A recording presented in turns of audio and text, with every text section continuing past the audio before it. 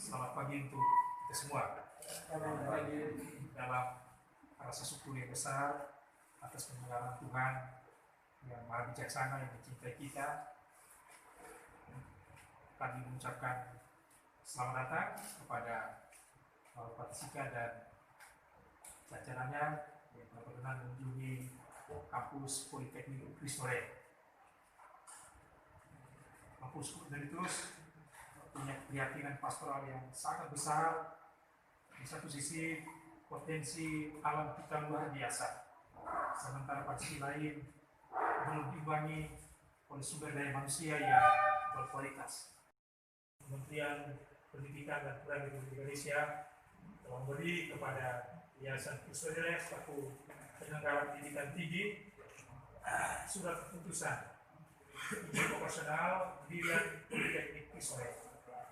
Kita menyambutnya dengan rasa syukur, sukacita yang besar, tapi sekaligus menantang kita untuk memanfaatkan kepercayaan sedemikian besar itu dengan maksimal untuk menyiapkan orang-orang muda di Niansika tercinta, khususnya di Flores bahkan Indonesia Timur umumnya, untuk mempunyai karakter yang baik dan punya skills yang berdasar. Maka kehadiran Politeknik Kristore ini menjadi salah satu solusi terhadap berbagai macam keyakinan pastoral, keyakinan sosial untuk kita di Niansika ini. Pada hari ini kami berterima kasih sekali kepada Bapak Bupati yang telah berkenan mengunjungi kampus ini. Kami jujur Bapak melihat gedung-gedung seperti ini, tapi ada banyak hal yang kami baru mulai. Ya. Dengan 3 program studi yang kita tawarkan di sini, mesin teknologi mesin yang selama 5-6 tahun sudah bekerja sama dengan APMI Surakarta Solo dan sudah menghasilkan 4 angkatan dan mereka semua terserap di dunia kerja terutama di Jawa. Lalu program studi kedua perawatan mesin otomotif kita bekerja sama dengan Formal Astra Jakarta, dan program studi yang ketiga ekowisata. Ekowisata kita bekerja sama dengan banyak pelaku bisnis terutama dari Denpasar, dari Kupang dan di Flores ini. Dan untuk ekowisata secara khusus kita ingin menghidupkan lagi mimpi dari almarhum Bapak Frances yang menghendaki kawasan pantai utara Maumere ini menjadi kawasan ekowisata. Jadi kita mengembangkan lagi program studi itu, dan demikian diharapkan destinasi wisata yang selama ini tidur bisa dikembangkan untuk menyumbang kepada masyarakat di Niansika tercinta, Flores dan bahkan Indonesia Timur hal-hal yang berguna. Kami sangat mengharapkan arahan dari Bapak Bupati untuk kerja kami selanjutnya di kampus Politeknik kita ini. Yang berikut mungkin dari calon direktur Politeknik, Bapak Rikat, untuk menyampaikan sesuatu. Ya, selama ini kita tahu bahwa kampus ini adalah kampus Kristore, tapi dengan sebenarnya ini hanya satu program studi dari Politeknik Agni Solo. Nah, satu program studi. Tapi seperti yang tadi sudah disampaikan oleh Ketua Yayasan bahwa kita sudah mendapat, sudah mengantongi izin dari Mendikbud. Kita akan mulai dengan Politeknik Kristore. Selama kurang lebih 6 tahun ini kita sudah menghasilkan 4 angkatan. Hari ini ujian terakhir untuk angkatan kelima yang tadi sedang selenggarakan satu kelompok, barusan selesai menjelang Bapak datang, dan nanti akan ada 2 kelompok lagi, jadi yang disebut ujian TA. Setelah itu mereka akan istilahnya harus diwisuda sebagaimana biasanya. Lalu selama kurang lebih 6 tahun keberadaan kampus ini, saya kira ya pemerintah maupun masyarakat sekitar sudah mulai mengenal tentang Kristore. Kita walaupun dengan jumlah mahasiswa yang sangat kecil, karena memang hanya satu program teknik, program studi, apalagi teknik manufaktur yang di pikiran masyarakat kita itu belum terbiasa. Tetapi kita sudah berusaha untuk memberikan sesuatu, hal-hal inovatif untuk masyarakat kita. Itu antara lain itu pengembangan alat-alat tepat guna. Kehadiran kami sebagai kampus yang bisa memberikan sesuatu yang berguna bagi masyarakat. Tadi antara lain itu bisa alat untuk panjat kelapa punya kepandaian untuk panjat kelapa itu sudah sangat terbatas, dan kalaupun mereka masih ada, biayanya juga lumayan mahal. Ya, kemarin kami turunkan kelapa di sekitar sini, satu orang datang minta satu pohon 5.000. Saya bilang kalau satu pohon ini cuma hanya satu buah kau turunkan, mereka rugi lah. Nah, akhirnya ya sudah, lebih baik kita gunakan alat yang kita buat. Alat untuk pengupas satu kelapa, lalu kemudian bahkan sudah pernah mengembangkan alat untuk membuat sosok sorghum dan lain sebagainya. Dan kami berusaha untuk memperkenalkan ini melalui program-program dari pemerintah, antara lain itu Bursa Inovasi Desa juga kita terlibat bersama, Bulan Bakti Gotong Royong baik di tingkat kabupaten seperti di Kolomera yang pernah kita libatkan diri, juga partisipasi dalam Bulan Bakti Gotong Royong tingkat provinsi, di mana salah satu alat teknologi tepat guna waktu itu kita juara 2 waktu juara Kabupaten Sika waktu itu. Kita juara 2 tingkat provinsi, yaitu alat sosok sorghum, salah saat itu. Lalu kemudian kita juga mengembangkan sorghum. Kalau saya tidak salah, sebelum Ibu Maria Loretta itu memperkenalkan sorghum di Sika, kita memang sorghum ini adalah tanaman tradisional yang sudah pangan tradisional yang sudah dikenal masyarakat kita sejak lama dan ditinggalkan sudah agak lama juga. Tetapi Ibu Maria Loretta coba datang ke sini dan memperkenalkan ini, dan kampus kita coba membudidayakan dan memberikan hasil yang maksimal. Dan sejak itu banyak juga masyarakat yang sudah mulai datang belajar, bertanya, lalu membeli itu beras sorghum maupun tepung sorghum. Lalu kemudian mereka bahkan ada yang mengembangkan, kalau saya tidak salah seperti yang coating dan sebagainya itu. Lalu kemudian juga hidroponik, kita tawarkan juga bagaimana membuat sayur-sayur hidroponik yang segar dan sehat. Nah, itu juga kita buat di sini.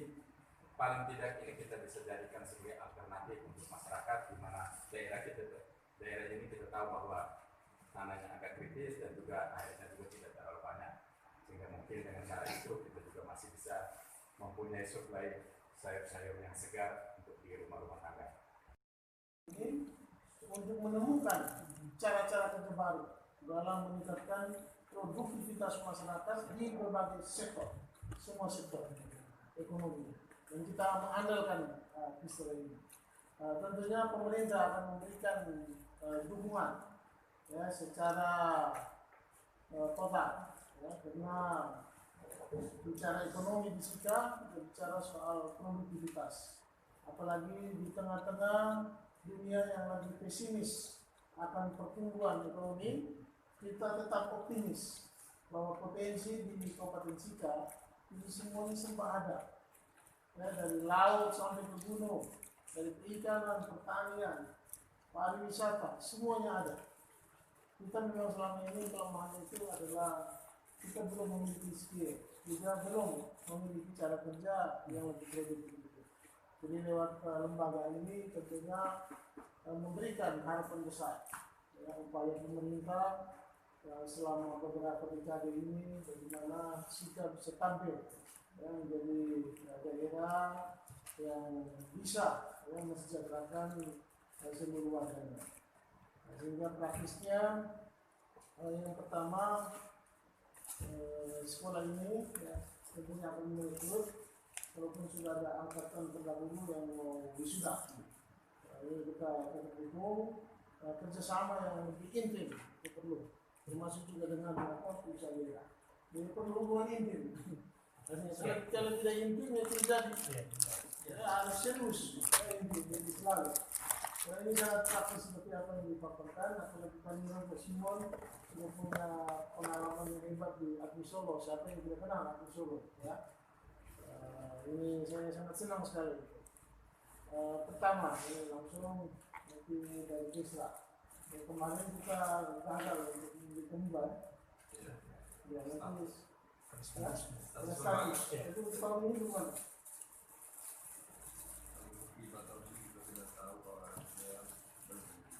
Ya, ini coba di perubahan kita angkat karena ini ada merekrut ada sekitar 50 siswa ya, kurang lebih.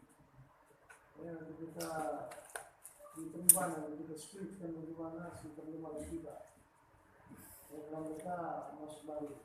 Dan nanti kita akan buat secara khusus untuk politeknik.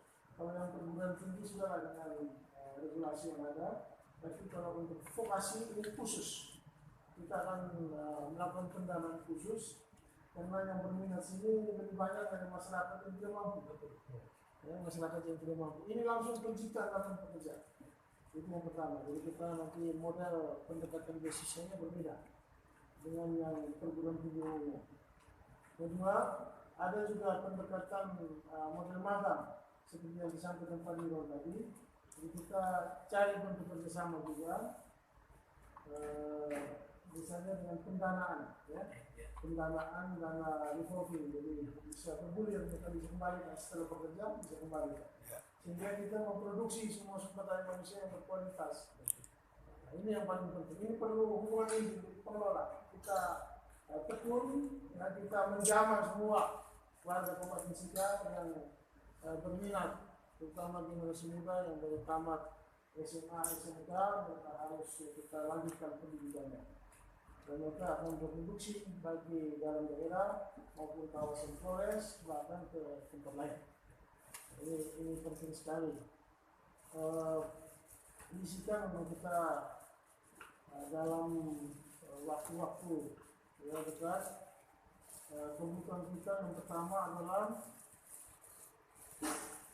untuk meningkatkan produksi pertanian, ya, karena dalam program recovery ekonomi pasca atau dalam pandemi ini kita perlu meningkatkan daya tahan pangan. Kondisi pertanian di Sika, kita lebih banyak lahan kering. Kami punya komitmen untuk membangun pertanian di musim kemarau. Jadi aktivitas pemerintah dan lembaga-lembaga itu lebih banyak pada musim kemarau. Kalau musim hujan mungkin kami tidur, petani tetap menanam.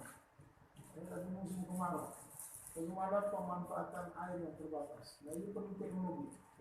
Ya, perlu teknologi, misalnya irigasi tetes atau sistem hidran, ya, bagaimana memindahkan air, ya, dari bawah ke tempat yang tinggi.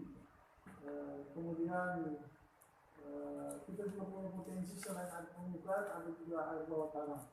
Jadi masyarakat petani khususnya di utara Flores atau utara Minere, nah ini membutuhkan perairan untuk tanam hoki. Jadi mereka mau menggunakan air bawah tanah, tapi dengan sistem tenaga surya untuk pompa, untuk perairan. Saya yakin nanti Pak Nino, Pak Simon, dan kita semua nanti bisa bersama-sama untuk membantu kembangnya. Kemudian yang kedua, perikanan. Walaupun ini belum masuk dalam program, tetapi kita bisa mulai dari teknik mesin industri atau apa yang mendukung usaha perikanan di NTT. Kita nelayan tulen juga masih kurang, tapi saya yakin bisa ini Pak Ketua Yayasan Romo, nanti diusulkan lagi. Kita butuh punya politeknik yang salah satunya adalah jurusan perikanan tambang. Bagaimana kita mengerahkan putra-putri kita untuk masuk laut, karena di NTT itu ada stok untuk penangkapan perikanan demersal, perikanan pelagis, yang itu ada 385.000 ton per tahun yang berlestari. Kemampuan kita baru mencapai 60.000 ton. Jadi masih banyak ikan-ikan itu yang tidak kita tangkap. Sedangkan ini memberikan potensi untuk income bagi masyarakat NTT. Kelemahannya adalah sedikit terdapat nelayan tulen. Nelayan sedikit, nelayan tulen terbesar di NTT ada di Sika juga. 5.085 keluarga nelayan itu sudah paling besar. Flores Timur belum 2.000. Ya. Yang terbesar itu ada lagi Mokel. Ini pun masih terbatas. Karena apa? Yang berminat turun ke laut hanya masyarakat pesisir. Sehingga kehadiran politeknik ini juga kita bisa menggembleng putra-putri kita yang bukan orang pantai, orang gunung bisa belajar. Kalau belajar untuk penangkapan dan kita bisa fasilitasi mereka untuk eksploitasi semua potensi ikan. Ini untuk wisata. Jadi bukan saja di darat tapi di laut. apalagi negara kita negara maritim, ini sangat disayangkan. Nah, itu pun pemerintah Komisi kita dalam waktu dekat akan melakukan kerjasama dengan kabupaten-kabupaten tetangga untuk urusan perikanan tangkap. Sulawesi Timur sudah kemarin kami sudah bicarakan sepakat untuk membangun industri ikan di Kabupaten Sikam. Kemudian yang terlibat adalah semua kabupaten-kabupaten, Tembata, Flores Timur, juga Ende dan Nagitio. Ini nanti kita akan lebih besar, sehingga kita juga akan mengirimkan mahasiswa ke sini untuk belajar perikanan tangkap. Secara nasional, Laut Flores atau NTT ini adalah salah satu fishing ground. Di Indonesia hanya 4. Hanya 4. Ini kan sudah dipelajari di SWAI bagaimana pergerakan ikan bermigrasi. Jadi fishing ground kita itu salah satunya di Flores. Selain Natuna, Maluku, dan di perairan Jawa itu di Flores. Ini tempat yang paling bagus untuk tuna, baik bluefin maupun yellowfin. Dan kita sudah punya industri ikan, tidak main-main di sini. 50 ton itu yang skala kecil. Kalau skala besar, itu satu perusahaan bisa 200 ton per hari. Tetapi jumlah nelayan pun yang kurang. Nah, bagaimana kita merangsang lewat kehadiran politik ini? Walaupun izin, ini ada ekowisata adalah, kita coba tambah satu untuk kami mau fasilitasi, juga termasuk bagaimana pengembangan sekolah ini. Sekolah ini milik swasta, tapi pemerintah juga sangat merasakan memiliki karena kita nanti bangun hubungan yang lebih penting. Nah, Bapak Gubernur kita pernah kesini untuk memberikan dukungan perikanan. Kita nanti bersama-sama menyusun satu rancangan kebutuhan. Selaku Bupati, saya akan merekomendasikan dan memfasilitasi untuk mengakses infrastruktur atau kebutuhan-kebutuhan sarana prasarana yang dibutuhkan dalam pengembangan politik ini. Kemarin dengan Kementerian Tenaga Kerja juga mau membimbing kegiatan-kegiatan semacam ini. Saya sudah tawar untuk satu politeknik, untuk satu jawatan, untuk membantu peralatan senilai 1 miliar. Tinggal kita mengusulkan apa yang dibutuhkan. Kemudian ke provinsi itu juga kita carikan pendanaan, juga kabupaten. Kabupaten kalau tahun ini kita proses dulu juga. Kalau tidak tahun depan kita siapkan anggaran yang cukup. Karena ini dampak langsung terhadap pertumbuhan ekonomi Kabupaten Sikap. Ini kita sangat senang kita saksikan petani bisa sukses, nelayan bisa sukses, kemudian apa saja lah, karena langsung dihandle oleh orang-orang yang ahli, mesin-mesin industri, teknologi. Jepang itu maju karena menemukan cara kerja baru. Dengan tenang mereka ekosistem tinggi, tidak menemukan cara kerja baru. Jadi siapa yang menemukan cara kerja baru, dia yang sukses. Dan ini adalah medianya untuk kita menemukan cara kerja baru melalui pendidikan vokasi seperti ini. Jadi singkatnya pendidikan kebutuhan kita langsung saja setelah ini perizinannya sudah oke, kita bersama-sama kebutuhan apa, kemudian kerjasama dalam akses masyarakat, mahasiswa untuk mengikuti pendidikan ini, sehingga lebih banyak masyarakat yang masuk ke politik ini, berarti semakin cerah nasib daerah ini.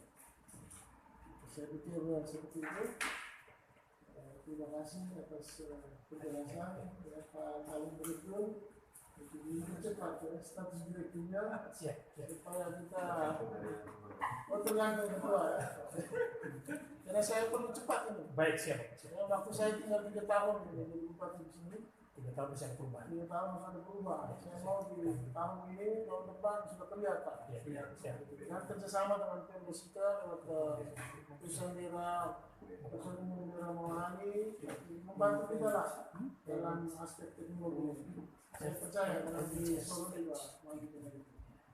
Kemudian yang terakhir, selain pariwisata, kita juga nanti walaupun pelan-pelan tapi kita sudah mencoba karena tahun 2050 itu penggunaan mobil listrik.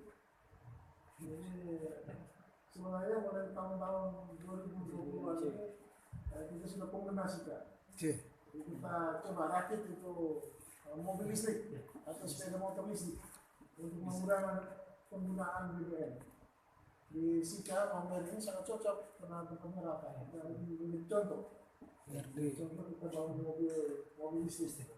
Ya, kalau kita bangun mobil bupati satu kita pakai mobil listrik masih hemat kan? Berarti SMK yang praktis, SMK yang di Solo. Oh, ini kan. Mobil SMK. Iya, mobil SMK. Ya, karena kita 2050 itu semuanya harus menggunakan mobil listrik. Nanti pengisian energinya itu ada isu dulunya. Jadi mobil kalau baterainya low, cas sebentar saja langsung keluar lagi. Bisa kombinasi dengan panel surya ya? Ya, bisa kombinasi dengan panel surya. Saya pikir itu saja, ya, saya kembali lagi. Kita Ini 5 watt ini PLN-nya bisa sampai 10 watt misalnya di atas itu kan. Sehingga dengan pola seperti ini dia bisa reduce dan tidak ada mati lampu lagi. Dia mau belajar sekarang tidak ada lampu. Saya sudah buat di ada satu rumah di Kupang, dan sebentar lagi itu Pak Victor mau pasang di rumahnya. Nah itu total ada 480 biji lampu di dalam rumah. Artinya pakai PLN terang sekali rumah besar di wali kota. Kan di rumah itu 2 total dia listriknya dan tidak pernah mati lampu. PLN mau mati dia rumah tetap terang. Suatu saat siapa tahu hotel atau rumah di atas bawah kan bisa tapi tidak perlu siap genset, hanya AC saja yang tidak. Kalau kita pakai itu yang sederhana dulu tuh bisa semua sampai pada AC tapi energinya biar sederhana tingkat. AC siang hari bisa semua ya? Kalau AC siang hari bapak pakai namanya pakai on grid sistem. Jadi panel surya bapak pasang, dia hanya rem itu PLN saja.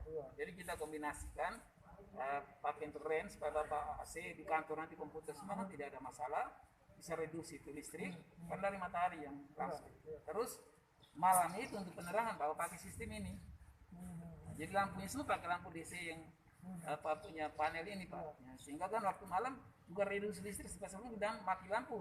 Kantor tetap nyala, rumah tetap nyala itu Pak. Apalagi bagian yang khusus macam komputer khusus, terus ada data yang khusus itu kita taruh aki, kita taruh khusus yang besar sehingga kapasitas besar untuk amankan dia. Jadi dia tidak pernah berhenti, jadi data tidak akan hilang. Kita pernah tawarkan dulu waktu Pak Daniel Tago dia masih Bank NTT sebenarnya mau dipasang di ATM-nya Bank NTT semua sistem ini. Tapi setelah beliau keluar terus ya tidak dilanjut. Kira-kira seperti ini Pak. Ini kan ini belum dijual kemana-mana, baru kami pakai sendiri dan kami menawarkan kalau oke berarti Sika yang akan mulai. Ini ke rumah masyarakat ini. Ini salah satu materi yang saya akan bagi di kuliah. Bapak umum ini, coba mulai di kantor bupati ya? Tahun depan. Bapak nanti kantor bupati sama itu lampu jalan. Kalau lampu jalan Bapak rubah seperti ini. Jadi kan kalian boleh mati lampu, tetap menyala. Yang kedua, Bapak tadinya bayar listrik PLN lampu jalan sekarang gede. Kita pakai yang standar. Jadi standarnya PLN sekarang kalau ibu kota negara itu 209 meter tiangnya. Ibu kota kabupaten kota Madia itu 6 meter, 6 sampai 7 meter. Kadang saya lihat kita punya masih terlalu tinggi. Di desa itu cuma 4 meter. Nah listriknya pakai LED yang sekarang tuh di kota seperti ini cuma 60 watt sebenarnya. Satu karena bawa pakai listriknya PLN dia wattnya masih tinggi Pak. Jadi bayar listrik masih tinggi. Mari kita rubah wattnya diturunin, lampu tidak pernah mati. Kedua hal itu kan pasti mengatasi persoalan itu. Dan dibuat lampu jalan hias. Jadi kita keluar beberapa lihat dalam jalan biasa yang kita sudah lakukan.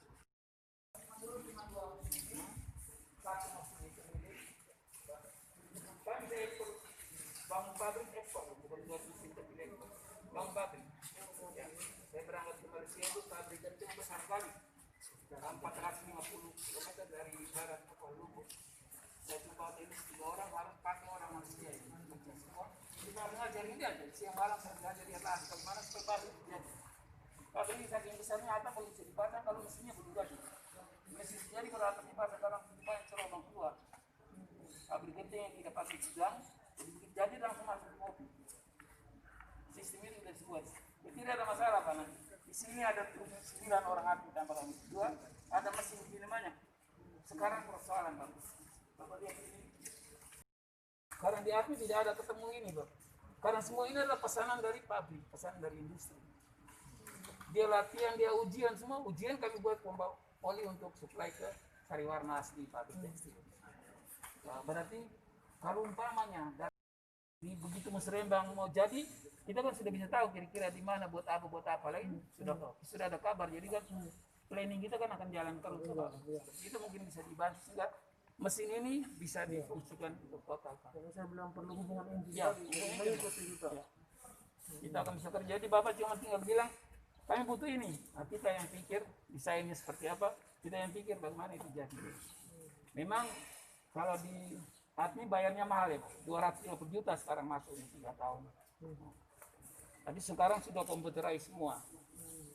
Kalau sekarang ini seperti saya masuk tahun 83 di ATMI. Sehingga saya bilang Romo, tidak ada masalah. Saya dan Pak Simon dulu seperti ini. Jadi artinya kami tinggal recall saja untuk bagaimana membuat seperti ini dulu. Tinggal Bapak bisa membantu dengan itu tadi. Ada pekerjaan yang dari masyarakat. Jadi Bapak sendiri bisa misalnya tadi itu kembang teralis itu.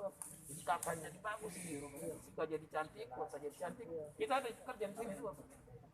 Yang kedua biayanya pasti akan Dengan program bela beli sika. ya biar beli sih kan. Semua produk lokal itu yang kita utamakan.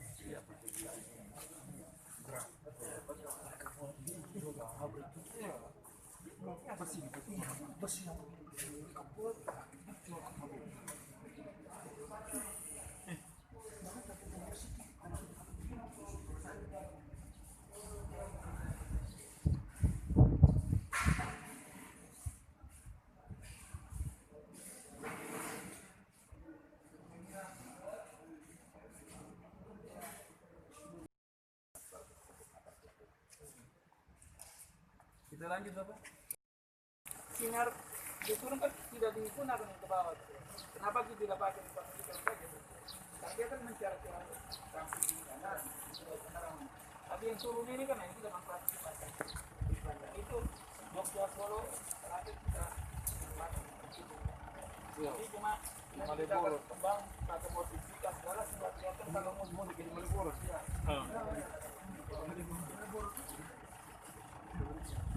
Ini juga tidak repot banyak, nanti kita tinggal buat modifikasi supaya sederhana. Satu paket rekondisi tadi jatuhnya 7,5 juta.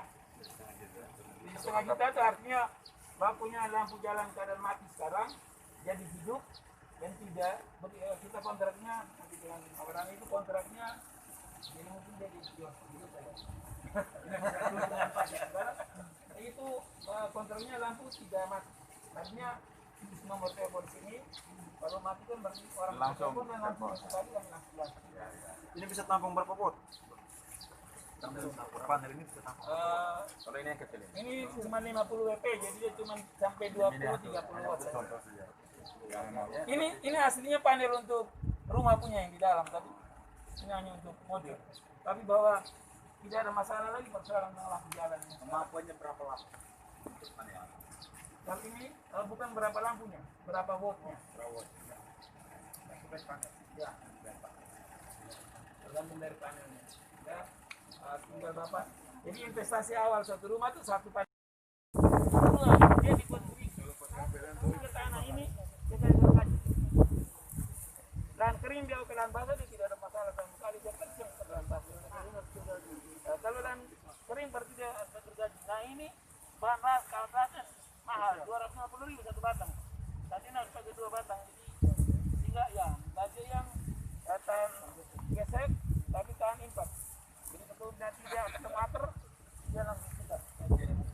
Semater dia langsung potong lagi. Silakan. Terus.